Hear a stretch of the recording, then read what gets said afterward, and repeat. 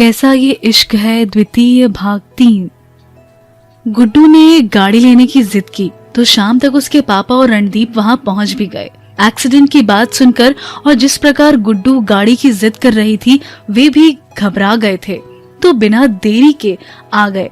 गुड्डू घर में सबकी ही लाडली है, तो उसकी बात घर में सुनी भी जाती है और मानी भी जाती है। पर अभी भी घर में हर फैसला छोटा या बड़ा बिना बलवंत चौधरी के इजाजत लिए नहीं होता, इसलिए पहले उनसे इजाजत लेनी थी। गुड्डू की इच्छा है तो उन्होंने भी अधिक आपत्ति नहीं दिखाई, तो दोनों ही सिटी आ गए। रणदीप तो सिटी आता ही रहता है। गुड्डू ने रणदीप को साथ में इसलिए बुलाया कि वो एक कार डीलर भी है, उसका कार डीलिंग का बिजनेस है और 2 शहरों में अपनी शोरूम भी, जिसे चलाने के लिए उसने वर्कर रखे हुए है। खुद वो 2-3 दिन में चक्कर लगा लिया करता है, तो वो उसे बढ़िया से गाड़ी दिला सकता है, तो गुड्डू ने उसे ही बुलाया। जब गुड्डू से सारी बात पूछी गई तो उसने वही बताया जो निम्मो ने पुलिस को बताया। यदि घर वालों के सामने उसने रोनी का नाम लिया तो फिर बात आगे बढ़ जाएगी। उसके घर वाले गुड्डू और निम्मो के साथ रोनी का ऐसा व्यवहार बर्दाश्त नहीं करेंगे, तो मामला तूल पकड़ जाएगा, जो गुड्डू फिलहाल नहीं चाहती। ना वो घर वालों को इस सब में शामिल करना चाहती, इसलिए ये बात वो ये सोचकर छिपा लेती है कि वो इस मामले को अपनी स्तर पर ही सुलझाएगी और रोनी को उसकी भाषा में जवाब देगी। आखिर रोनी को पता तो चलना चाहिए कि वो लोग गांव से है, पर वो इस गलतफहमी में ना रहे कि उसकी स्कूटी तोड़कर वो उसे डरा देगा, या वो गांव की है तो वो बैलगाड़ी से आएगी। इसलिए सबसे पहले तो उसे एक बढ़िया सी गाड़ी चाहिए, ताकि उसे दिखा सके कि पैसा सिर्फ उसके पास नहीं है, जिसका प्रदर्शन कर वो कॉलेज में रौब झाड़ता है। उसने पहले तो गुड्डू को मनाने की कोशिश की कि वो गाड़ी लाए है वही रख ले, पर गुड्डू ने नहीं मानना था तो नहीं मानी। आखिर उसके पसंद के आधार पर उसे मर्सिडीज दिला दी गई, जो रणदीप ने विशेष ऑर्डर पर उसके लिए मंगवाई है। पहले तो उन्हें समझ नहीं आया कि स्कूटी चलाने वाली गुड्डू को क्यों अचानक से इतनी महंगी गाड़ी चाहिए, पर अब वो जिद पर थी तो वे भी मजबूर हो जाते हैं। पसंद की गाड़ी मिली, जिससे गुड्डू बेहद खुश है। गाड़ी तो मिल गई, पर गुड्डू के दिमाग में बार बार उसकी हवा में उड़ती स्कूटी ही दिख रही थी, जिससे उसके मन में क्रोध की शोले उबल रहे थे। इस वजह से रात में ढंग से सो भी नहीं पाई। सुबह कॉलेज के लिए तैयार हुई तो रणदीप बोला, गुड्डू आज पहला दिन है, संभाल लेगी गाड़ी या मैं साथ में चलूं? नहीं भैया, मैंने टेस्ट ड्राइविंग तो ले ली है और विश्वास कीजिए आपकी बहन बहुत अच्छी ड्राइविंग कर लेती है। आप मेरी फिक्र बिल्कुल मत कीजिए। बहन है किसकी? मेरी है ना।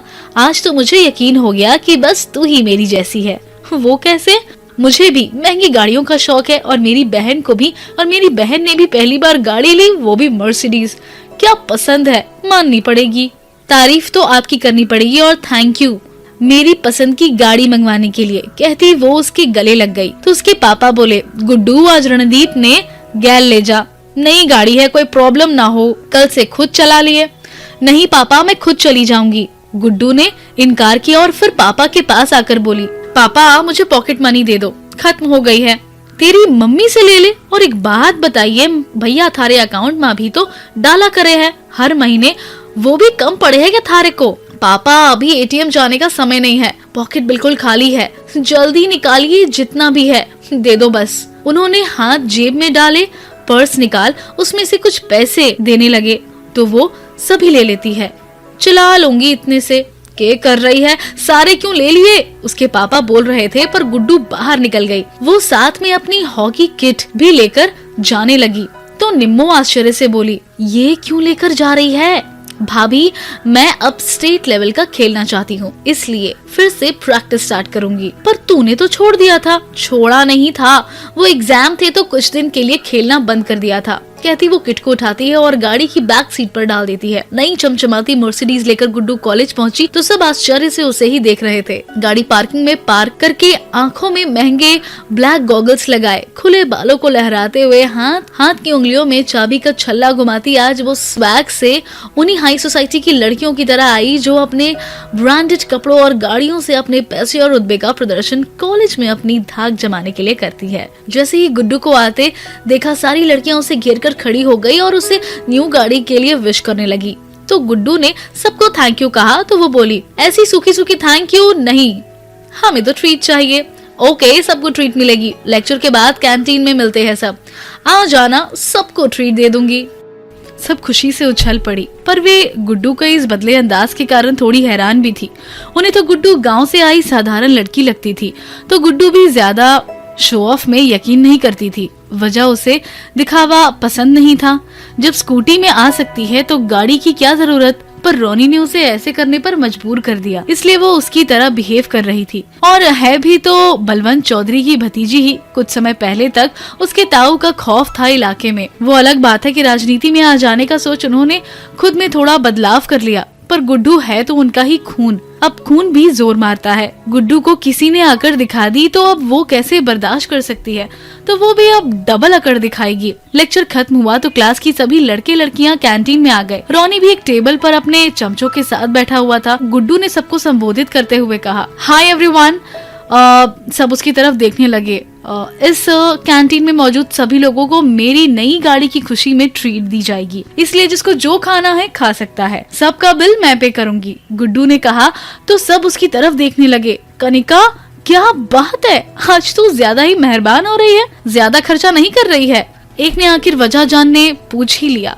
वहीं निम्मो भी हैरान थी, क्या कर रही है गुड्डू? निम्मो उसे कोहनी से मारती है। देखते जाओ, कहती गुड्डू चलती हुई रोनी की टेबल के आगे खड़ी हो गई, तो रोनी भी उसे देखने लगा। वो भी गुड्डू के बदले तेवर से हैरान था। हेलो रोनी, मेरे तरफ से ट्रीट जरूर लेना। रोनी उसे हैरानी से देख रहा था। उसने कोई प्रतिक्रिया नहीं दी तो गुड्डू बोली, थैंक यू। But why? उसने हैरानी से पूछा। थैंक यू तो बनता है ना तुम्हारे लिए, बल्कि डबल थैंक यू। पर क्यों? तुम्हारी वजह से मेरी नई गाड़ी जो आ गई। उसके बाद बाकी लोगों को संबोधित करती बताई, गाइस स्पेशल थैंक यू रोनी के लिए, प्लीज क्लैप। सब लोग तालियां बजाने लगे। ये क्या बकवास है कनिका? गुस्से से रोनी की आंखें फैल रही थी। तुम अगर मेरी वो खटारा स्कूटी ना तोड़ते तो मुझे इतनी शानदार गाड़ी कैसी मिलती, और मुझे तुम्हें आईना दिखाने का मौका कैसे मिलता। कहना क्या चाहती हो तुम? आईना दिखाओगी? हाँ, आईना, सच्चाई का आईना। पैसा सिर्फ तुम्हारे पास नहीं है, हम लैंडलॉर्ड है। पैसे की हमें भी कोई कमी नहीं है, क्योंकि हमारे खेत से सोना उगलता है, सोना। पर हम तुम्हारे जैसे दिखावा पसंद नहीं करते। यू नो, शो ऑफ वो करने की आदत नहीं होती ना हमारी। हम डाउन टू अर्थ पीपल है और वैसे ही रहना पसंद करते हैं, अपनी जमीन से जुड़े रहते हैं। पैसे और ताकत के नशे में अपने पैरों तले की जमीन नहीं छोड़ते, इसलिए साधारण रहना पसंद करते हैं। पर इसका मतलब ये कतई नहीं कि तुम अपने को श्रेष्ठ और हमें हीन समझो। गुड्डू ने रोनी को बिना डर के आईना दिखाया तो सब लोग खड़े होकर उनकी बातें सुन रहे थे। जब रोनी को लगा कि उसकी बेइज्जती हो रही है तो उसको टोकता है, ओह इनफ कनिका, बंद करो अपनी बकवास। एक गाड़ी खरीदकर खुद को बहुत अमीर समझ रही हो। जानती है ना मैं कौन हूँ? अच्छे से जानती हूँ। कौन हो तुम? और बात एक गाड़ी की नहीं है। मैं चाहूँ तो तुमसे भी महंगी गाड़ियां खरीद सकती हूँ, पर मुझे शो ऑफ पसंद नहीं, खासकर स्कूल कॉलेज में, क्योंकि हमें बचपन से सिखाया गया था स्कूल कॉलेज विद्या का मंदिर होता है, और मंदिर में सच्चे मन से आओ तभी मनोकामना पूरी होती है। और विद्या घमंड और दिखावे से प्राप्त नहीं की जा सकती। पर तुम लोगों ने तो स्कूल कॉलेज को अपने पैसे और ताकत के नुमाइश का अड्डा बना लिया है, जो तुम्हें बताना जरूरी था। रोनी का मुंह देखने लायक था। अभी वो सिर्फ जल भून रहा था। गुड्डू कैंटीन से जाने लगी, फिर कुछ सोचकर रुक गई, वापस मुड़ी, रोनी के सामने खड़ी हो गई। और हाँ, एक बात, हम गांव के लोग बहुत सीधे होते हैं। हम किसी को पहले छेड़ते नहीं हैं, पर अगर कोई हमें बिना बात छेड़े तो फिर हम उसे छोड़ते भी नहीं हैं। गुड्डू ने उसकी आंखों में आंखें डाले ये बात कही तो वो तिलमिला गया, पर गुड्डू उसकी परवाह किए बगैर हंसते हुए वहां से चली गई। उसके बाद वे दोनों क्लासरूम में आ गई। थोड़ी देर बाद वॉशरूम का बहाना कर गुड्डू बाहर चले गई। वो सबसे छिपती पार्किंग एरिया में चली गई।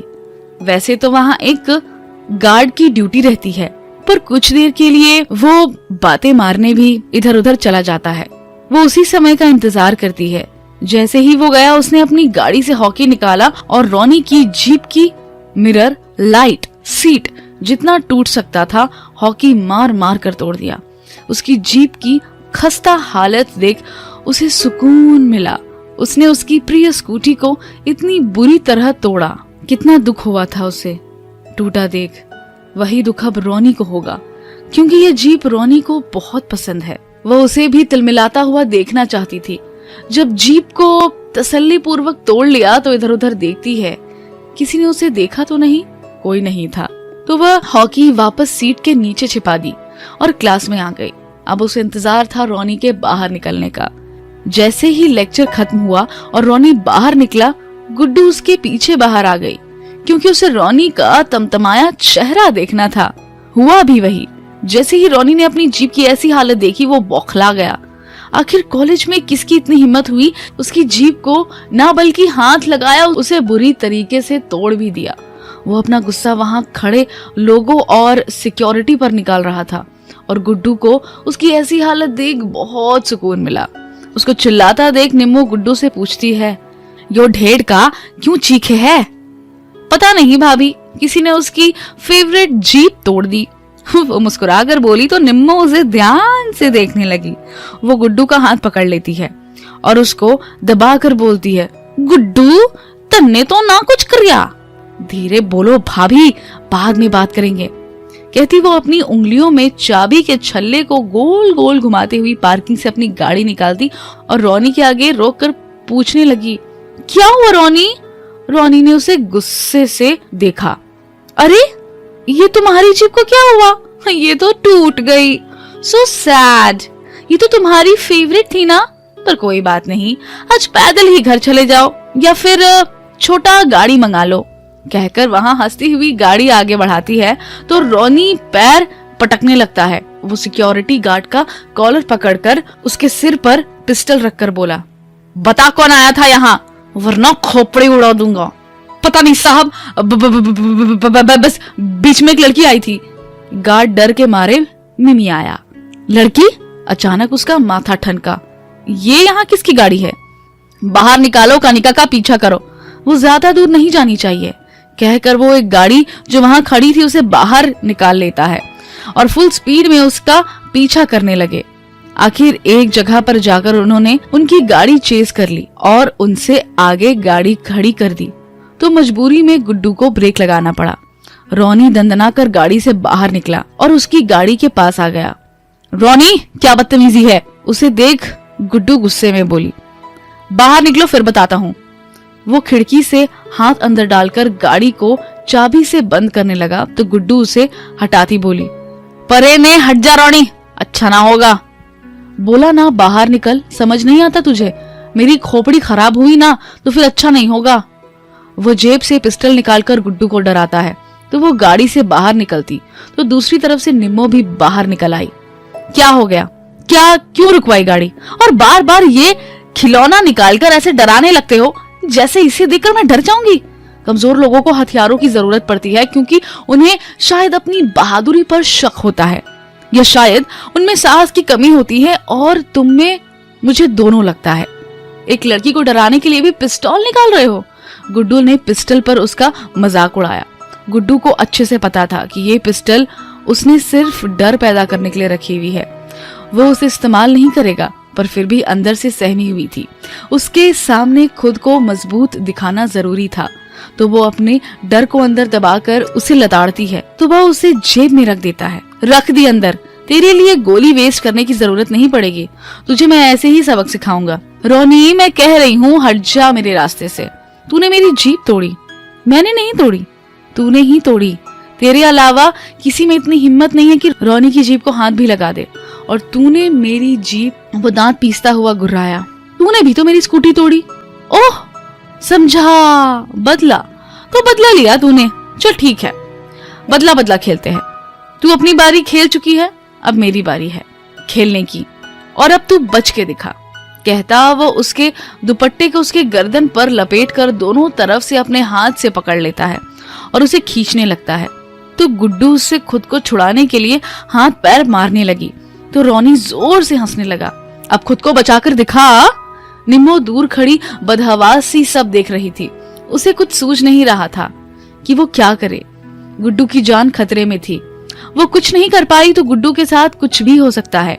उसकी प्यारी सहेली, ननद, बहन, उसकी दुख सुख की साथी, सब कुछ ही तो वो है। एक वही तो है उसके पास और रोनी उसको भी नुकसान पहुंचाना चाहता है। अचानक निम्मो में शक्ति का संचार हुआ। वो शरीर की सारी शक्ति एकत्रित कर उसके पीछे दौड़ी। रोनी छोड़ दे उसे, पर वो नहीं छोड़ता और खींचता हुआ गुड्डू को ले जाने लगा और गाड़ी में बैठ गया। अब वो गुड्डू को चलती गाड़ी में घसीटने की मंशा से गाड़ी स्टार्ट कर देता है। गुड्डू की खुद को बचाने की सारी कोशिश नाकाम हो गई तो वो चीखने लगी, बचाओ बचाओ, पर कोई भी मदद को नहीं आ रहा था। निम्मो दौड़ती दौड़ती आई, उसने गुड्डू को कमर से पकड़कर खींच लिया। वह किसी तरह उसका दुपट्टा उसके गले से हटाने में कामयाब रही तो गुड्डू जो गाड़ी के साथ घसीट रही थी अब वो जमीन पर गिर गई, जिससे उसे चोट लगी और वो घायल हो गई। निम्मो ने उसे उठाया और सहारा देकर गाड़ी के पास लाने लगी। पर ये क्या, रोनी तो वापस आ गया, साथ में उसके 2 दोस्त भी थे। उसने निम्मो को पीछे से हाथ से धक्का दिया तो निम्मो जमीन पर मुंह के बल गिरी। गुड्डू भी जमीन पर गिर गई तो उसने गुड्डू को बालों से पकड़ लिया। गुड्डू दर्द से कर्राही तो राक्षसी हंसी हंसता हुआ बोला, दर्द हो रहा है कनिका, बहुत शौक है तुझे पंगे लेने का, पर आज के बाद तो कभी ऐसा नहीं कर पाएगी। कहकर वो उसे साथ ले जाने की मंशा से उसके बालों को पकड़े ही घसीट कर ले जाने लगा और गुड्डू उसे छोड़ने की गुहार कर रही थी। गुड्डू को ऐसे ले जाते देख निम्मो चिल्लाई, छोड़ दे उसे।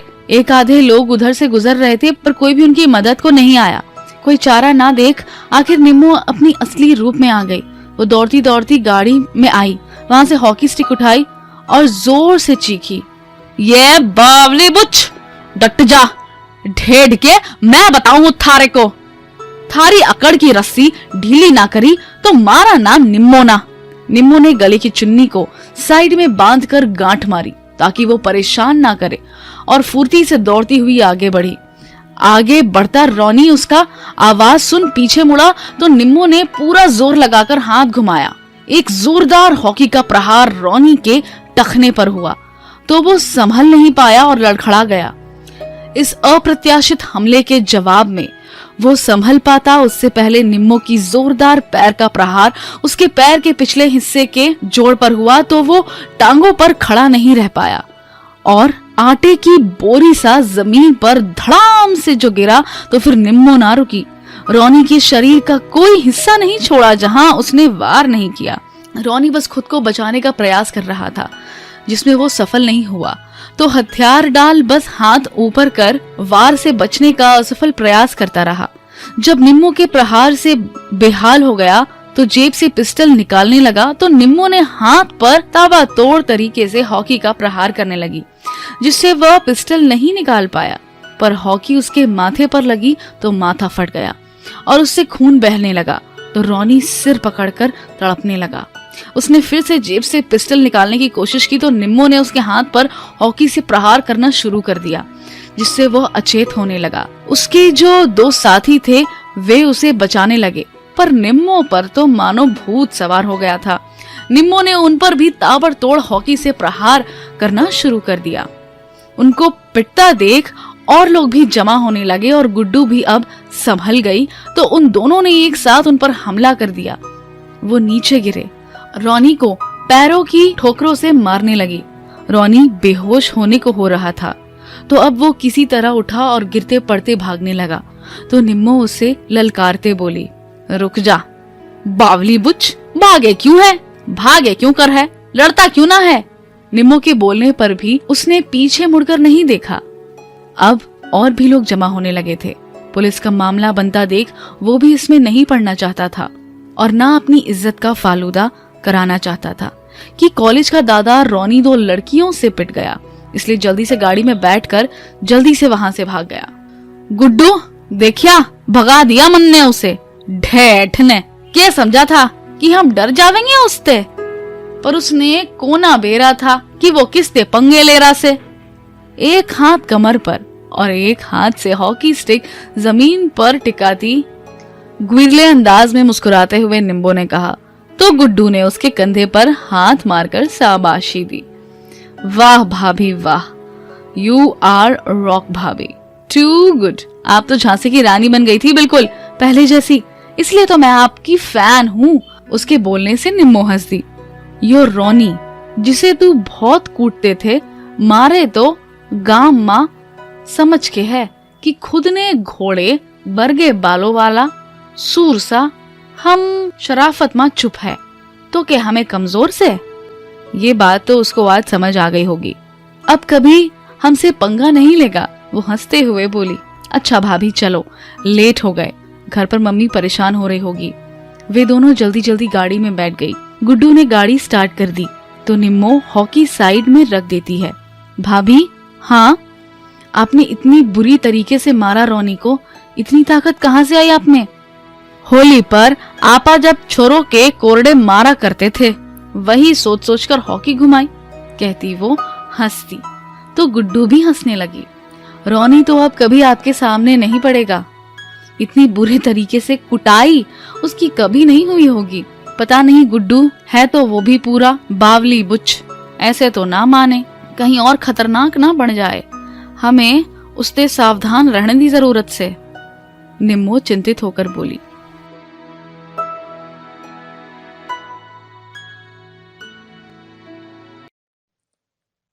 डियर लिसनर, इस कहानी को आपका प्यार देने के लिए और आपका साथ देने के लिए बहुत बहुत धन्यवाद। अगर आप इसी तरह की और कहानियाँ सुनना चाहते हैं तो हमारे चैनल को सब्सक्राइब और लाइक कीजिए। धन्यवाद।